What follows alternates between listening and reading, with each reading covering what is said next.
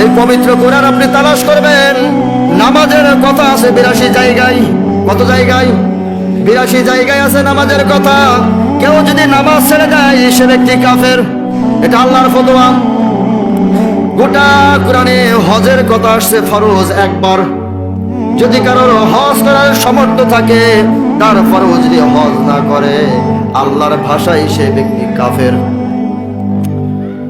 পবিত্র মাহে রমজানে যে রোজা রাখি, একটা মাস না খেয়ে থাকি, এই পবিত্র রোজার কথা গোটা কোরআনে একটা বার বলা হয়েছে রোজা ফরজ।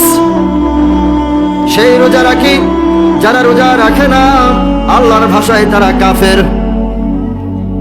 এখন আপনি 82 বার নামাজের কথা আছে, এই জন্য আপনি নামাজ পড়লেন। একবার হজের কথা আছে, এই জন্য আপনি হজ করলেন। একটা বার রোজার কথা বলা হয়েছে, এই জন্য আপনি রোজা রাখলেন। কিন্তু আল্লাহ রাব্বুল আলামিন এই কোরআনে 903 জায়গায় বললেন তোমরা রাজনীতি করবে কোরআন দিয়ে। কি দিয়ে? কোরআন দিয়ে 903 জায়গায় আল্লাহ বললেন। আপনি কেমন মুসলমান? 82 বার নামাজের কথা বললেন, আপনি নামাজ পড়লেন। একবার হজের কথা বলেছে, আপনি হজ করলেন। একবার রোজার কথা বললো, আপনি রোজা রাখলেন।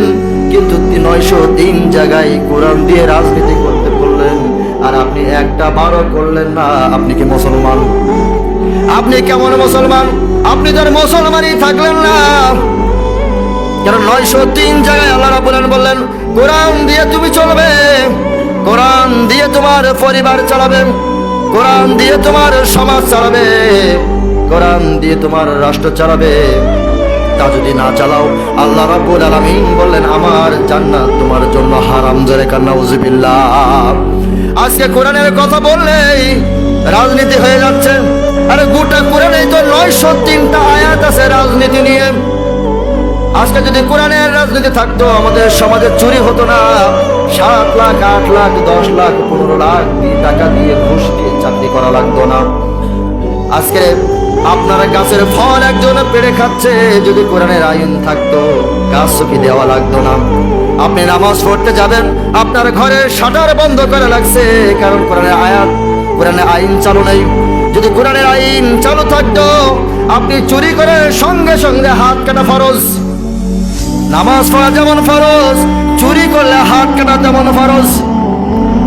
নামাজ পড়া যেমন ফরজ, কোরআন দিয়ে রাজনীতি করা তেমন ফরজ। সম্মানিত উপস্থিতি, আল্লাহ রাব্বুল আলামিন বললেন ও পৃথিবীর মানুষ, এই কোরআন দিয়ে যদি তোমার সমাজ, তোমার পরিবার, তোমার রাজনীতি যদি তুমি না চালাও, আমি আল্লাহ রাব্বুল আলামিন কসম করে বলছি তুমি আর মুসলমান থাকতে পারবে না। মুসলমান থাকতে পারবে না।